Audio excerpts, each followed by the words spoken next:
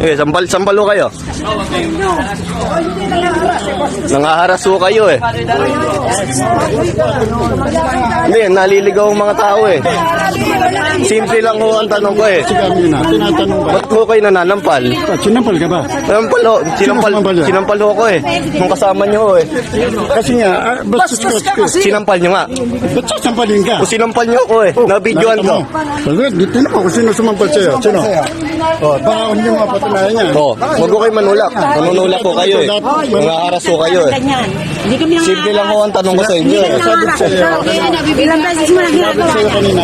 Kaya lang ho, huwag ko kayo nangaharas. Huwag ko kayo nangaharas. Naras, nilalayo. Nagtatanong lang naman ho ko eh. Kaya nga, dito tayo. Nagtatanong ka lang, bastusan naman yung tanong mo.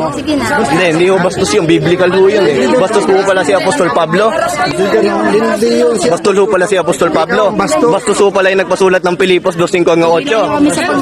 Ikaw ho pala ang ikaw ho pala ang magalang. Basta lang ho kayo. Dito na ako sa'yo. May karakapat naman pumasok dyan. Inano ko ko, inimbita ko ko eh. Sino nag-imbita sa'yo? Tama na po. Basta na yung babae. Video nyo kami. May kasama ho ko dyan eh. May kasama ho ko dyan eh. Paano hindi ako magbibideo, nananampal ho kayo, nangaharas ho kayo eh. Sino ba? Sino sumampal sa'yo? Sinampal siya bro. Nakita ko, sinampal siya. Oh, ito, testigo to. Hindi ko na video mo. Mapapatunayan mo ba yan? Mapapatunayan mo. Alam niyo sa sarili niyo bro. Huwag kayong magsisinungaling. Ang pagsisinungaling Tumama pa nga. 8:44 hindi sa Diyos. Pinapalitaw nyo lang, nasa demonyo kayo. Kasi kayong... Mali kasi. Hindi ganyan ang ano. Hindi ganyan ang ano. Hindi ganyan. Sila pa kalmahin mo bro. Kalmado ka bro. Mali kasi. May oras, may araw na kayo. Eh, hindi, nagpapatanong ho siya eh. Sabi ho niya sa akin, pagtapos magtanong ho kayo. Eh, nagtanong ho ako, nangaharas naman ho kayo. Bakit hindi nyo ho bang kayang panindigan yung aral nyo? Bastos kasi yung sinasabi. Hindi nyo ho ba kayang panindigan yung aral nyo? Aral ka ng aral, ikaw bastos. Aral ng aral, dahil yun yung batayan eh. 7:17 ng 1 eh. Mas magaling ka pa pala kay Apostol 1 eh. Sana ikaw na lang nag-apostol. Maliligaw mga tao eh. Ba't kailangan ng haras? Sinong apostoles ang nangharas nung tinatanong sila? O, sinong apostoles? Tapos i-upload nyo, naka-video. Sinong apostoles? Pakita nyo kami dyan, naka-video, di ba? Talagang ganyan ang ginagawa ninyo kahit saan. Eh, paano hindi kayo i-record eh, nangaharas kayo? Yan ba itinuro sa inyo ni Manalo?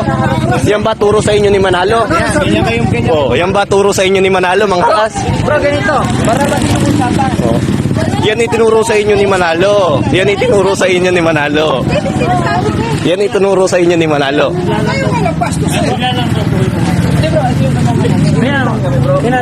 Pumasok dito eh. Hindi, may nag-imbita sa amin. Kami nung bro.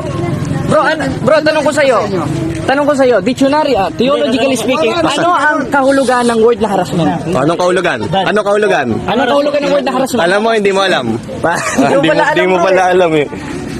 Bro, physical injury ang ginawa ninyo bro, ha? Nagkabukol ako, bro. Physical yan bro, alam niyo sa sarili niyo Bilit bro. tayo yelo mamaya. Tumama yung ulo ko eh.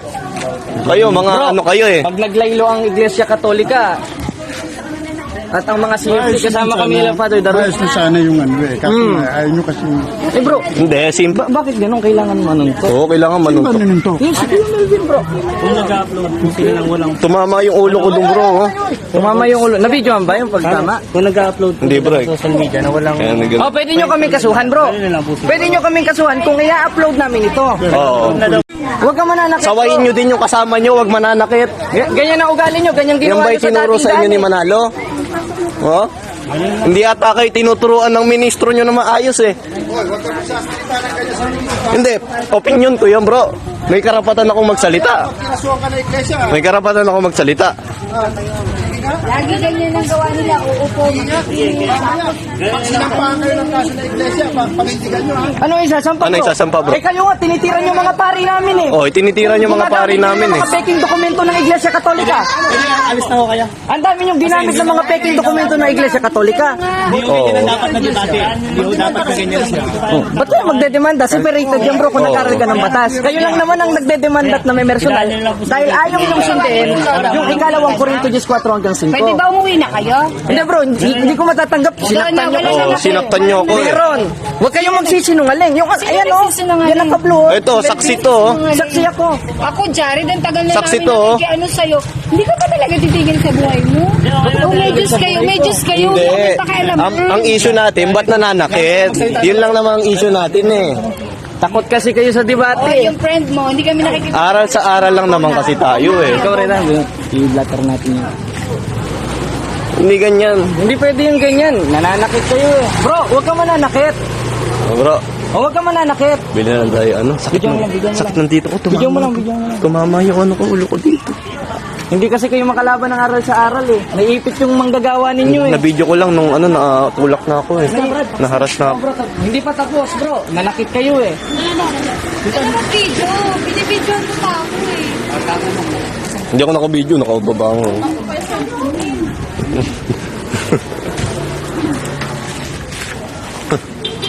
Ngayon tinuturo sa inyo ni Manalo. Tara, tara. Imbis na ano eh. Makikita nyo mga kapatid na ito si Brother GB na kasama ni Brother Jared at right hand ni Brother Jared sa mga formal diskusyon at mga talakayan ay sinampal po ng isang INC. No, nakakalungkot mga kapatid na ganito talaga yung ugali nila, no? Pag hindi makalusot sa debate, ihaharas nila. No? Sana po wag na po kayong manuntok or manampal. Talakayan lang, no? Aral sa aral. Kaya po itong problema mga kapatid, no? Mag-ingat po tayo, especially sa mga ganyan, no? Mga pikon, especially sa mga dialogo. Pag maipit na, gagamit na lang argumentum ad baculum or mga haras na mga kapatid, no? Sana po na ipagpatuloy din natin yung pag-share ng aral ng simbahang Katoliko, didipinsahan natin, no? Kahit marami pang mga haras dyan, at least, madidipinsahan natin yung pananampalatayang Katoliko. At shoutout din sa nanuntok, nanampal kay Brother GB, no? Exodus 14:14, the Lord will fight for you and you have only to be silent. So, mga kapatid, no? Nakakalungkot na may mga gantong tao talaga, no? Na kapag hindi nila matanggap yung katotohanan, no? Mga haras na lang sila, no? Masakit man isipin, marami talaga yan. Kasi ako nga po, doon sa Siargao, may pastor na sinuntok ako dahil naipit sa diskusyon. No? Ganyan talaga mga kapatid, masakit yung katotohanan eh.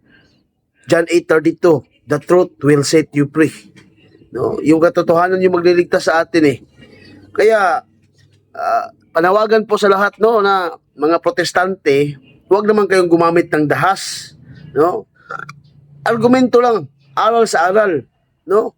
Kung hindi nyo mapapatunayan yung iglesia kinaniban ninyo, no? Tanggapin nyo lang yung katotohanan, no? Humarap na lang kayo sa diskusyon or sa mga dialogo nang walang sakitan, no? Aral sa aral lang mga kapatid. Sana hindi na po ito mangyari ulit na may masampal na naman na isang Katoliko dahil sa aral. Kasi kayo, naninira kayo sa simbahang Katoliko. Wala namang Katolikong nangaharas sa inyo, nananakit sa inyo. Walang Katolikong ganyan. Oh. Kaya nga si Brother JB at si Brother Jared, nangangaral lang yan ayon sa doktrinang Katoliko. No?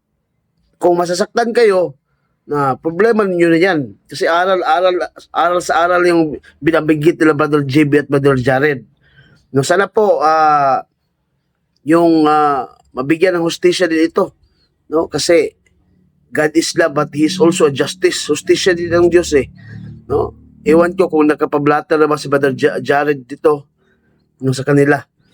So mga kapatid, ito lang po masasabi ko sa opinion ko dito sa nangyari kagabi na sinaktan po si Brother JB na isa nating kasamang Katolikong dipensor na dumidepensa lang sa atake nila, no?